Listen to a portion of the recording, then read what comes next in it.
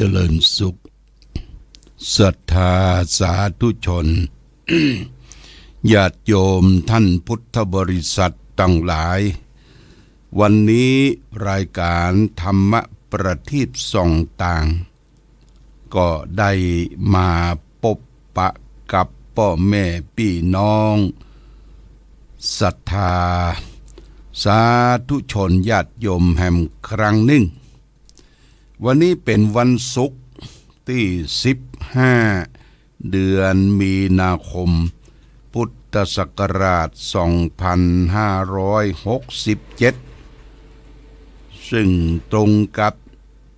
เดือน4ใต้เดือน6เหนือขึ้น6ค่ำญาติโยมขึ้น6ค่ำวันนี้เป็นวันเก้ากองนะญาติโยมนะตามปกติปื้นเมืองของวัดธาตุคำเจียงใหม่วันเก้ากองนั้นเฮาก็พึงงดเว้นจากการเสียศพเสียชาติส่งสการนะแต่งานที่เป็นมงคลถือว่าเป็นวันดีวันดีงานกินแขกแต่งงานเฉลิมฉลองยศถาบรรดาศักดิ์อย่างต่างๆงานกันเก้ากองนี้จะดีในวันนี้เป็นวันล่มหลวงวันล่มหลวงเป็นวันดีเพราะฉะนั้นวันนี้ก็เชิญชวนญาติโยมท่านสาธุชนทั้งหลายได้ร่วมโดยช่วยกันทำที่เป็นมังกระเป็นมงคลเกิดขึ้นกับตนกับตัวกับครอบกับครัวนะทำจิตใจให้สบายอยู่สบายกินสบายอยู่บ่ได้จะไปให้มันตุก เปิ้นมีคำทำนายว่าไปสบายมาสบายอยู่บ่ได้ตุกคืออย่างวะนะเป็นปริศนาปัญหาถามก็มีคนตอบมาแล้วคือไม้กำล้อไม้กำล้อไปก็เอาไม้กำล้อออกเอาล้อเอางัวเขาก๊อกไปสบายไม้กำล้อนะมาก็สบายอยู่บ่ได้นี่เอางัวเอาอย่างออกก็ไม้กำล้อก็ตุกละกำล้อตั้งหน้าไว้ไม้กำล้อนี่ญาติโยมท่านสาธุชนทั้งหลายวันนี้ทางวัดพระพุทธบาทอุดมก็เก็บงานรายละเอียดหลายอย่างเป็นว่าแต้มสีทาสีเก็บนั่นเก็บนี่คือเข้าตี้เข้าตางเพื่อจะได้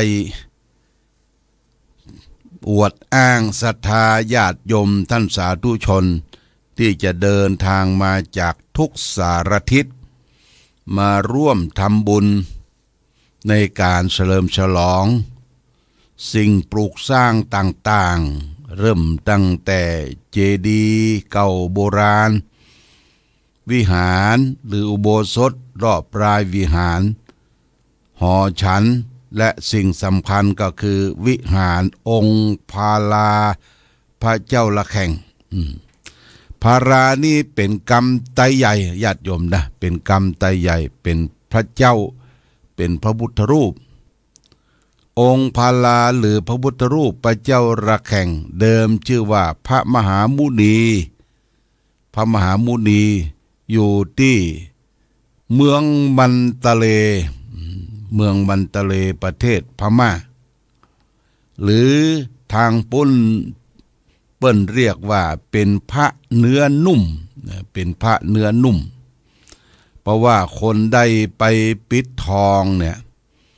ตั้งแต่การปิดทองมาเปิ้นบ่เคยเอาทองออกจนนาเตอะเอามือไปสัมผัสนี่ก็เนื้อจะนุ่มเป็นพระเนื้อนุ่มแล้วก็ที่วัดพระมหามุนีนั้นตื่นตั้งแต่เจ้าตีสี่ผู้คนจะไปพร้อมกันหมดแล้วญาติโยมนะพร้อมกันหมดไปอย่างไปเพื่อจะได้ไปล้างหน้าแปรงฟันล้างพระเนตรล้างหน้าล้างพระพักตร์แล้วก็แปรงฟันคือแก่พระมหามุนีที่วัดมันตะเลญาติโยม ศรัทธาชาวบ้านหรือศรัทธาจากเมืองไทยก็ไปไผ่ตื่นควายจากโรงแรมก็บัตันเปิ้นถ้าไผ่ตื่นเจ้าตีสี่นี่ก็จะไปพร้อมนั่งกันหน้าที่องค์พระประธานแล้วก็เตรียมผ้าสีแจงหรือผ้าเช็ดหน้าเป็นพับไปเพื่อจะได้หยิบยื่นปันเฮือแก่เจ้ากรรมพิธีคือจะเปิ้นจะตั้งตู้เจ้าตนหนึ่งประกอบพิธีเนี่ยญาติโยมนะประกอบพิธีล้างหน้าล้างพระพักแล้วก็แปรงฟันแล้วก็เอาผ้าใหม่เนี่ยผ้าใหม่ที่เตรียมไว้หรือที่ศรัทธาญาติโยมได้ถือไปอย่างศรัทธาที่เป็นกรุ๊ปทัวร์ก็จะซื้อไปหลายผืนเพื่อเอาไปเช็ดพระพักของพระมหามุนีองค์พลาพระเจ้าละแข่งหรือที่เมืองยะไข่เมื่อล้างหน้าแปรงฟันเช็ดเรียบร้อยแล้วเปิ้นจะมีกรรมพิธีคือถวายเข้าเจ้าพลาองค์พลาพระเจ้าละแข่งโดยกรรมไหวกรรมสาเป็นกรรมของพระที่ท้องถิ่นพม่าถ้าเป็นกรรมไตก็พอที่จะเข้าใจนี่เป็นกรรมพม่าก็บ่ค่อยเข้าใจเปิ้นสรุปแล้วว่าโอกาสะข้าแด่พระติรัตนไตรผันเปียวพระแก้วเจ้าพระมหามุนีบัดนี้สังฆพระสงฆ์พร้อมด้วยตายกตาหญิกาทั้งหลายได้น้อมนำมาซึ่งโอทนะภิกหารเข้า49 ก้อนมาถวายแก่องค์พระสัมมาสัมพุทธเจ้านี่ทีนี้การถวายเข้าเนี่ยเปิ้นจะทำด้วยความปราณีตนะญาติโยมคำว่าปราณีตเนี่ยก็คือทำที่คือสะอาดบริสุทธิ์พุทธผ่องนั่นการหนึ่งเข้าเป่าไฟสะอาดบริสุทธิ์พุทธผ่องและสิ่งที่ลืมบ่ได้คือน้ำผึ้งเอาใส่แก้วน้อยๆแล้วก็มีขนมหวานของข้าวนี่เปิ้นบัถวายเนอะเป็นแกงเผ็ดเป็นลาบเป็นของข้าวนี่เปิ้นบัถวายนี่ถวายเข้ามัทุปายาตหรือเข้าปยสะหรือเข้า49 ก้อนแด่องค์พระมหามุนีเปิ้นก็จะรอสัก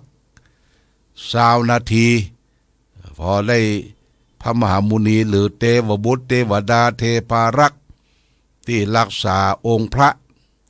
ได้อิ่มหนำสำราญได้ฉันเป็นที่เรียบร้อยเปิ้นก็จะปลดเข้าพระเจ้ากรรมเปิ้นมี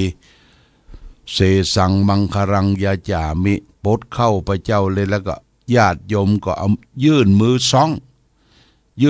องขอน้อยเอาเป็นยุกเป็นยาเป็นยุกเป็นยาเข้าพระเจ้านี่ดีเป็นยุกเป็นยานะญาติโยมไผขี้สวกขี้โกรธขี้เกียจขี้โมโหโทโสเสาะเอาเข้าพระเจ้าไปให้เขากินเด้อเข้าพลาเข้าพระเจ้าเข้า49 ก้อนเข้ามาตูเนี่ยเอาไปเขากินเขาจะหายโกรธหายเกียจหายโมโหโทโสเป็นคนขี้สวกเป็นคนใจหินใจป๊อดกินเข้าพระเจ้านะเข้าพระเจ้าสัตว์ทั้งหลายที่มันสวกเป็น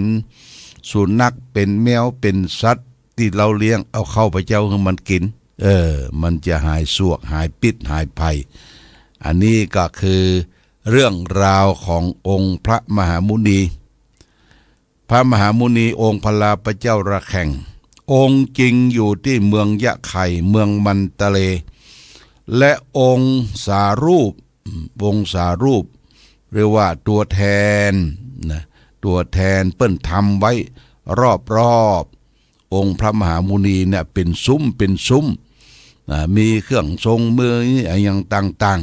ๆก็ใครจะเป็นเจ้าภาพก็ไปติดต่อประสานตอนนั้นท่านอาจารย์วิราชท ท่านพระครูวิทยานาภิสิทธิ์ท่านอาจารย์พระครูเทพวุฒิคุณได้ไปพำนักปฏิบัติธรรมอยู่ที่ประเทศเมียนมาพม่าทางคบดีป้อสังเป็งเจ้าของตลาดแม่อายป้อสังเป็งนันตรัตน์มีเจ้าภาพเป็นเจ้าภาพมีศรัทธาอยากจะเป็นเจ้าภาพก็ติดต่อไปยังพระเมืองไทยก็คือท่านอาจารย์พระครูวิราชพระครูวุฒิยานาภิสิทธิ์ช่วยประสานติดต่อปูจาเพื่อจะได้นำมาประดิษฐานที่เมืองไทยก็เป็นผลสำเร็จญาติโยมได้ปูจาได้หลายเงินหลายใจเงินแถบแต่ก่อนเพิ่นใจเงินแถบปี2503เนี่ยใจเงินแถบแล้วก็ได้แห่แหนแตนแต่มาตั้งปุ้นลงตังแม่สอดมุมปากลงตังแม่สอดข้ามน้ำมาแล้วก็ใส่รถบรรทุกใส่รถบรรทุก6ล้อสมัยก่อนรถคอกหมูรถบรรทุกมาเอามาแล้วก็เดินทางมาเรื่อยๆได้นำนิมนต์พระมหามุนีพักที่วัดอุดมมงคลแม่คาญาติโยมเตรียมการที่จะได้แห่เข้าบ้านเข้าเมืองตอนนั้นเจ้าคณะอำเภอก็คือหลวงพ่อท่านพระครูโสพลเจติยารามเจ้าวาดวัดเจดีย์งามเป็นเจ้าคณะอำเภอและที่จะนำมาประดิษฐานก็ได้ประสานกันว่าเอามาไว้ที่สำนักวิปัสสนาน้ำบ่อสวาวัดพระพุทธบาทอุดมตอนนั้นเป็นวัดพระบาทอุดมน้ำบ่อสวามีต้นไม้19เล่ากำต้นไม้ใหญ่สูงใหญ่คล้ายว่าเป็นคุ้มเก่าของเจ้าเมืองหลวงที่บนสำนักวิปัสสนาก็เริ่มมีการปฏิบัติธรรมวิปัสสนากรรมฐานสายยุบหนอพองหนอสายวัดมหาธาตุยุวราชตังสิทธิ์สายหลวงพ่อพระพุทธบาทตากผ้าวัดพระพุทธบาทตากผ้าหลวงพ่อท่านได้เป็นประธานได้ถวายเงินจำนวน100,000 บาทเป็นกองทุนมูลนิธิของวัดพระพุทธบาทอุดมในสมัยประมาณ 50-60 ปีที่ผ่านพ้นมาเนี่ยญาติโยมแล้วก็หลังจากนั้นก็ได้ปากันมาสร้างมาแปลงกระท่อมคูกุฏิมุงตองตึงฝาตองตึงอยู่กันเป็นกุฏิเป็นหลังก็เริ่มมีการประพฤติปฏิบัติธรรมหลังจากที่แห่องค์พระมหามุนีองค์พลาพระเจ้าระแข่งจากวัดอุดมมงคลแม่คาพอเข้าเขตข้ามประตูเมืองเข้ามาข้ามน้ำแม่มาเข้ามาได้ฝนตกวะญาติโยมฝนตกฝนซึ้งพี่น้องศรัทธาผู้เฒ่าผู้แก่เล่าขานกันสืบมาเป็นสิริเป็นมงคลจุ่มเย็นแต่ก็ได้นำมาประดิษฐานและเพิ่งก็แปลงศาลาน้อยศาลาปฏิบัติธรรมไว้หลังหนึ่งนิมนต์องค์พลาพระเจ้าระแข่งมาประดิษฐานมีทั้งเครื่องทรงมีทั้งอย่างครบถ้วนได้นำมาจากเมืองยะไข่มันตะเรประเทศพม่าในปีพุทธศักราช2503เนี่ยญาติโยม2503ได้นำมา2503ได้มาประดิษฐานวันนั้นก็บอกกรรมงวดที่แล้วนะ2503ออก03พอดีตั้งลุ่มเนาะนี่มาอยู่ที่นี่ก็มีการปฏิบัติธรรมเรื่อยๆจนปีพุทธศักราช2545เนี่ยอาตมาก็ว่าโอ้วิหารองค์พลาพระเจ้าระแข่ง สำรุดสุดสมด้วย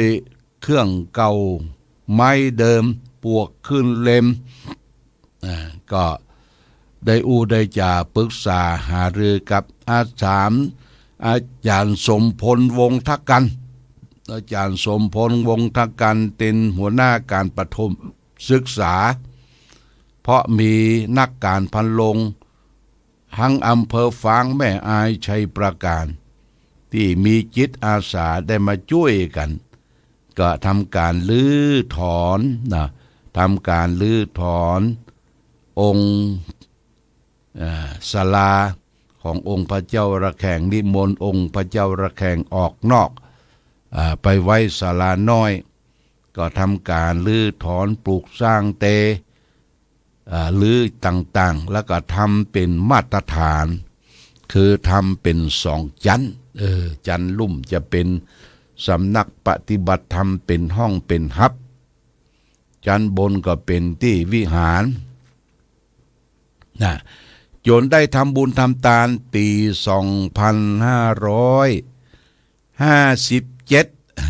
ญาติโยม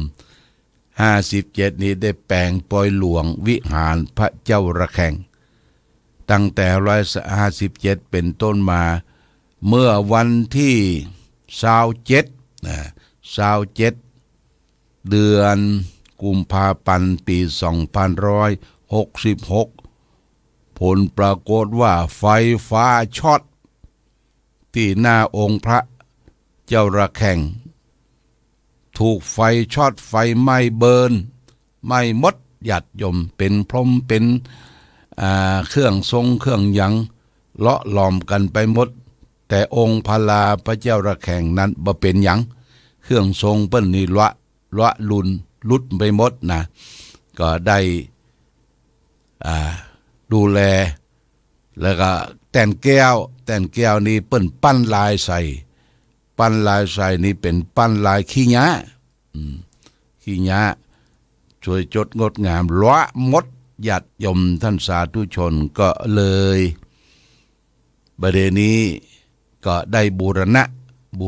แปลงแต่นแก้วใหม่โดยคุณปราณีปัญโยคนเมืองฝางบ้านแม่งอน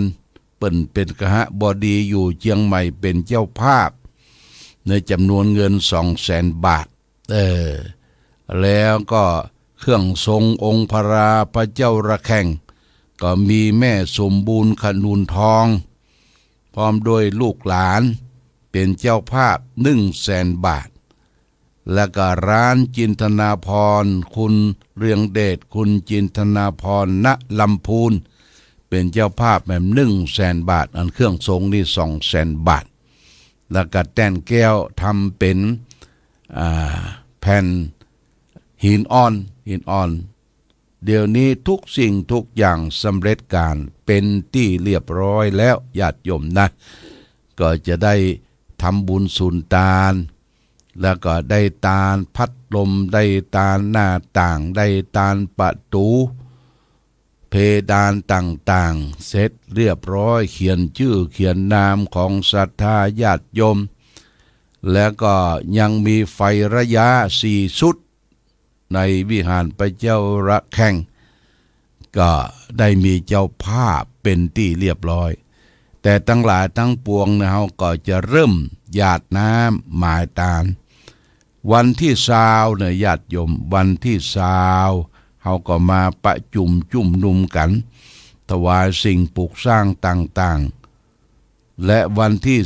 21ตาลแห่งวันท่วน2อนาวาทักษินานุปาทานตาลหาครูบาอาจารย์พ่อแม่ญาติโหโยติกาผู้ที่ได้สร้างวัดสร้างวาอารามมานี่วันที่22วันสุดท้าย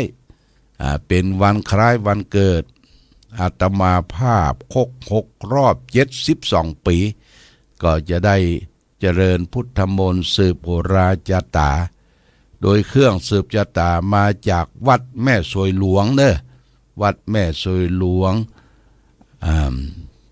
อำเภอแม่สวยจังหวัดเชียงรายจะได้มาติดตั้งวันที่